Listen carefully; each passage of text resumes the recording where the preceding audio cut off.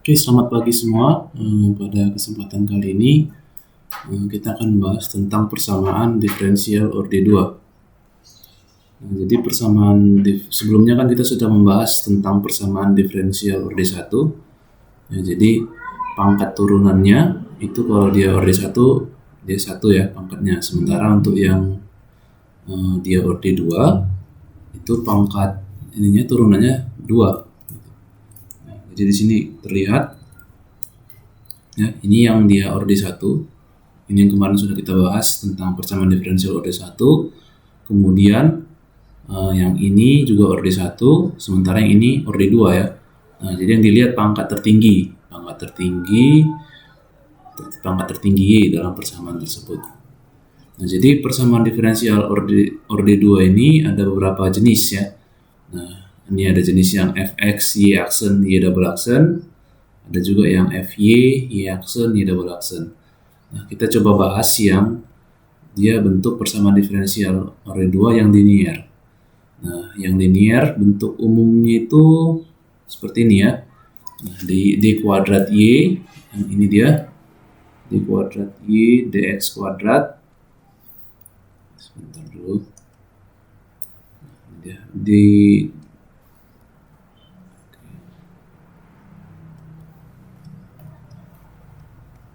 ini dia d kuadrat y dx kuadrat ditambah a dy dx tambah by. Nah, jadi nanti A-nya ini bisa nanti A-nya ini konstanta, B-nya ini juga konstanta. Nah, jadi cara mencarinya itu kalau dia itu terbagi dua ya, yang persamaan diferensial yang orde 2 tapi linier, itu ada yang homogen. Yang homogen itu fx-nya sama dengan 0 ya. Ini di ruas kanannya ini sama dengan 0.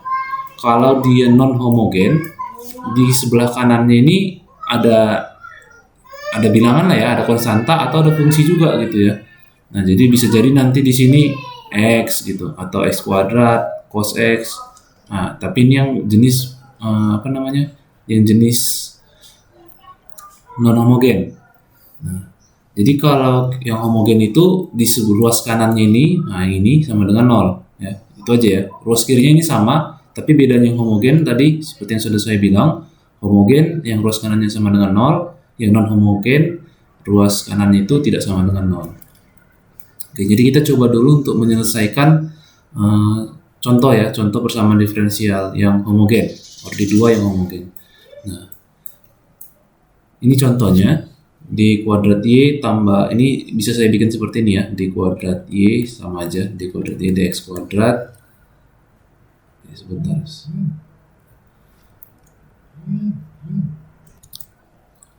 Nah, jadi ini bisa dibikin seperti ini ya, d kuadrat y ditambah 2dy dx ditambah 4y.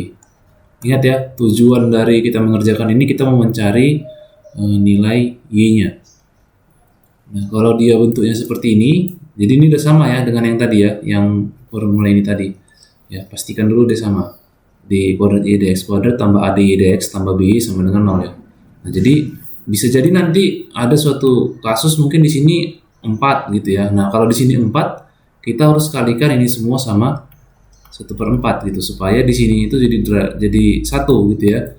Nah, jadi pastikan dulu bentuknya itu udah sama. Oke. Nah, jadi kita coba kerjakan yang ini.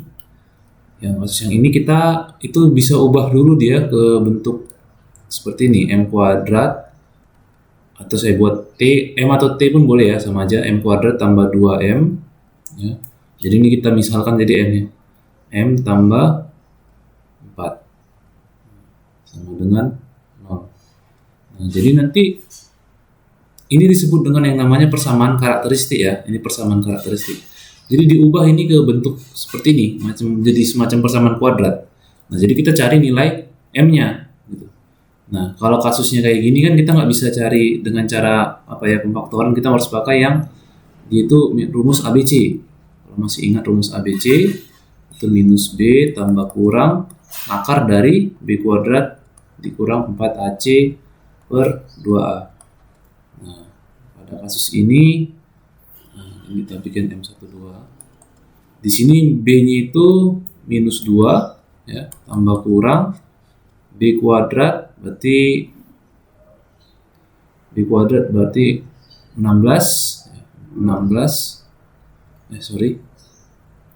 4 ya, maksud saya 4.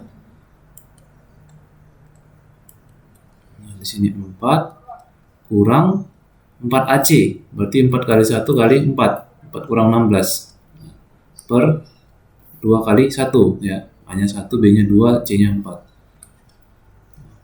Ini kan dia jadi minus 2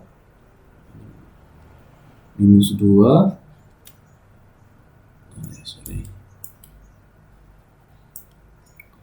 minus 2 tambah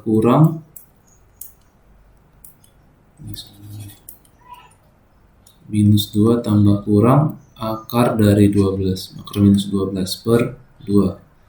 Nah, ini minus 2, ini minus 1 ya jadinya ya.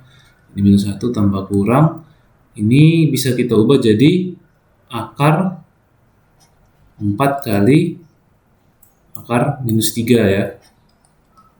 Nah, jadi ini akar 4 ini kan 2 ya, berarti ini jadi minus 1 tambah kurang 2, jadi 1 ya, minus 1 kali ini akar minus 3. Nah, ini kalau di bilangan kompleks ya, masih ingat kemarin ya, pada saat kita belajar bilangan kompleks kan kalau dia akar minus 3 itu kan bisa diubah menjadi akar minus 1 kali akar 3 ya, jadi hasilnya akar 3J atau akar 3I juga boleh ya.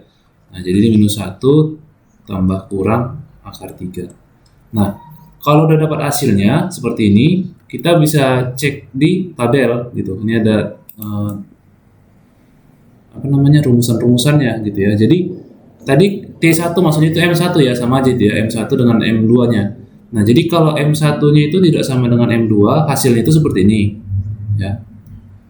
Kalau di M1 sama dengan M2, hasilnya seperti ini. Nah, di kasus ini sebenarnya M1-nya kan itu ini ya, M1-nya itu sama dengan minus 1 tambah akar 3 M2 minus 1 kurang akar 3 gitu. Tapi kan ini bentuk yang kompleks ya, bilangan kompleks. Nah, ada juga dia untuk bilangan kompleks. Nah, kalau dia untuk bilangan kompleks seperti ini hasilnya. Di pangkat AX, A cos BX tambah B sin BX. Nah, itu kita coba ya di sini ya. Nah, jadi tadi kita udah dapat ya. Udah kita dapat tadi ini nilai M-nya ini. Nah, ini dia nilai M-nya. Ya, jadi tinggal kita gabungkan aja ke sini ya. Berarti hasilnya itu, atau kita bikin Y-nya sama dengan E pangkat A-nya berapa? A-nya nih di sini A ya. Kan A, di sini B-nya gitu ya. Ini ada I-nya di sini. Nah, di sini kan dia buat E pangkat AX. Berarti A-nya itu kan minus 1 ya, berarti minus X. Terus di sini A cos BX ya. BX ini B berarti akar 3.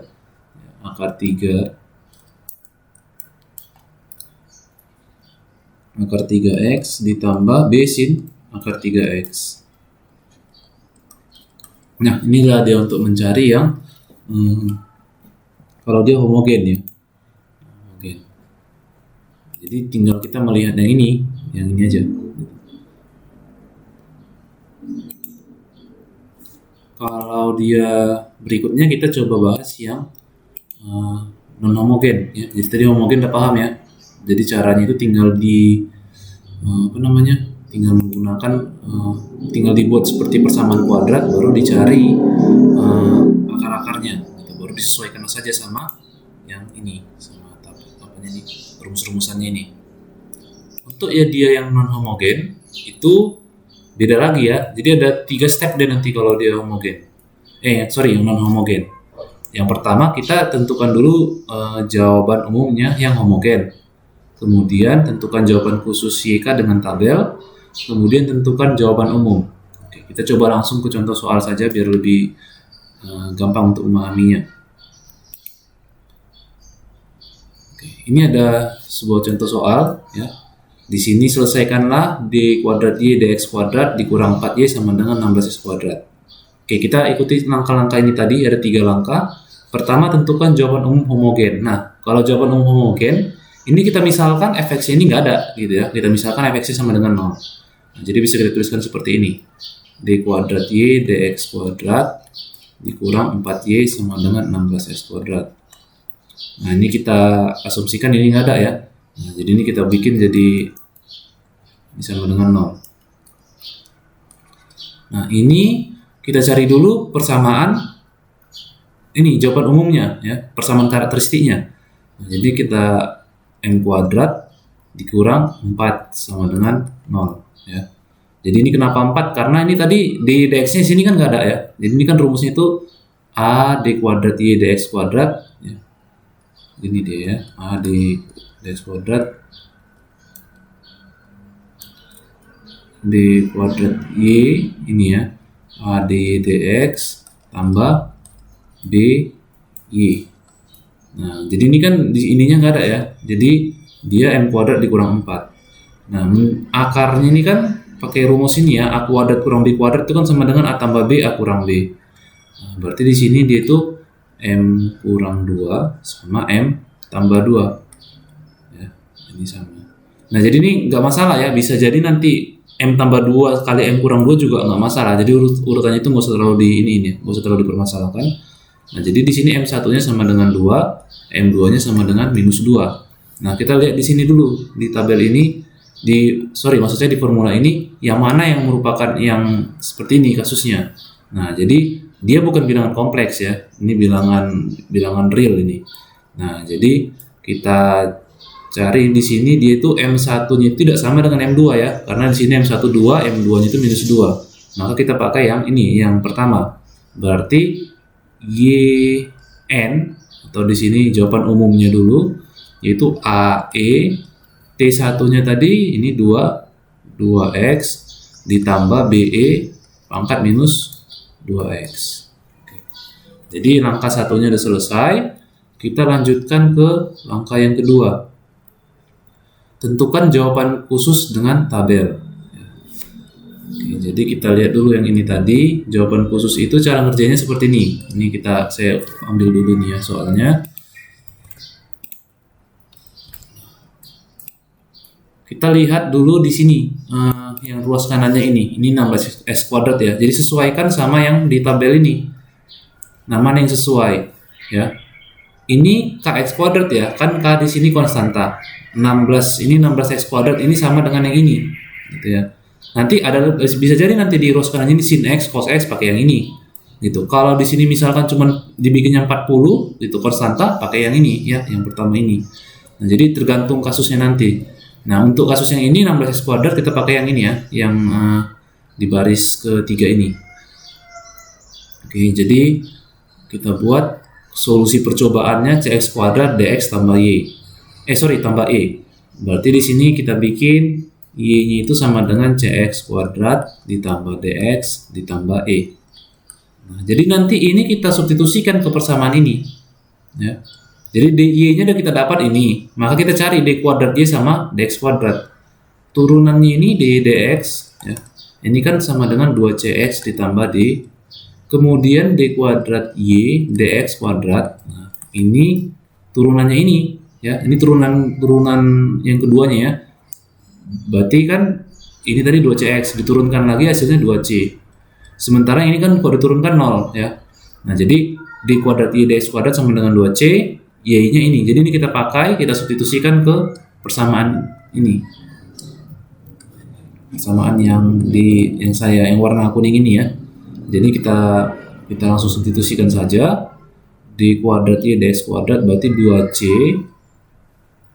dikurang, ini kan 4y ya, berarti 4 kali cx kuadrat ditambah dx ditambah e sama dengan 16x kuadrat.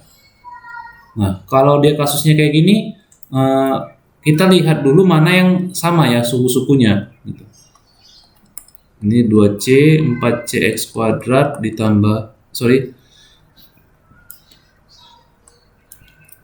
ini dikurang 4dx dikurang 4e sama dengan ini 16x kuadrat.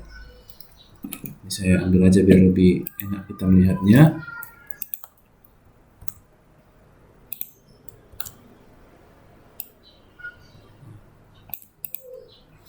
Oke, kita lihat suku-suku yang sama. Ini sama ya. Nah, ini sama-sama ini. Gitu. Maka minus 4cx kuadrat sama dengan 16x kuadrat. Dari sini kan x kuadratnya habis, berarti jadi minus 4c sama dengan 16. C-nya sama dengan minus 4. Nah, kalau dia nggak ada sukunya kayak gini ya, 2c kurang 4e. Ini ya, 2c dikurang 4e sama dengan 0 ya. Karena suku yang ini nggak ada ya. Yang seperti ini kan ini yang pangkat 2 ya. Di sini yang nggak ada, yang bahkan nggak ada sukunya. Nggak ada x-nya di sini ya. Tapi di sini juga nggak ada gitu. Nah, jadi 2c dikurang 4e sama dengan 0. Kecuali tadi di sini ada dibikin misalnya tambah 4, maka di sini nanti jadi tambah 4. Nah, seperti itu dia. Oke, jadi 2c kurang 4e sama dengan 0.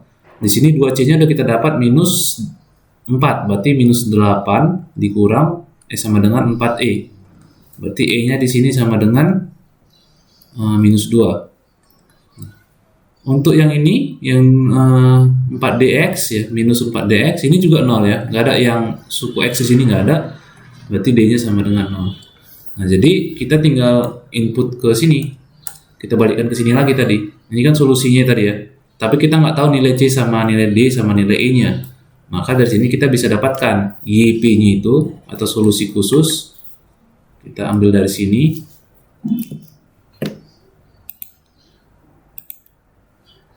Cx kuadrat ya, c-nya itu tadi bentar saya ambil coba.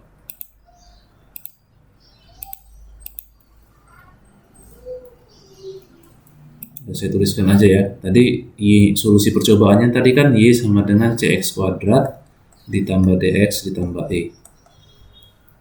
Nah, jadi tinggal kita masukkan aja nilai-nilai c-nya nih ya. C minus 4 x kuadrat, kemudian dx 0, e-nya itu minus 2 ya, berarti kurang 2. Selesai kita untuk yang tahap keduanya. Jadi tadi kita tentukan solusi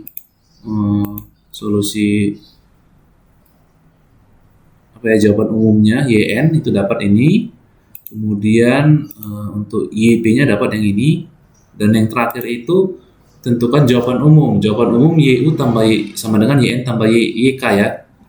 Jadi ini sorry ya, salah tulis tadi nih ya. Berarti ini harusnya YK ya, bukan YP. Jadi ini YK ya. Biar nggak bingung. YK. Nah, jadi solusi ini jawaban akhir ini kan solusi umum itu YU sama dengan YN ditambah YK. Nah, di sini YN-nya yang ini ya. Kita udah dapat YN-nya.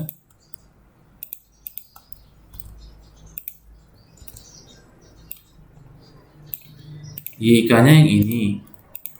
Nah, jadi kita udah dapat semua nih. Nah, berarti untuk YU-nya itu sama dengan AE, tinggal digabungkan aja ya, AE pangkat 2x tambah BE pangkat minus 2x dikurang 4x kuadrat dikurang 2. Oke. Jadi ini materi kita untuk persamaan diferensial orde 2. Nanti berikutnya kita akan coba bahas soal-soal yang berkaitan dengan rangkaian listrik yang menggunakan persamaan diferensial orde 2. Atas perhatiannya saya ucapkan terima kasih.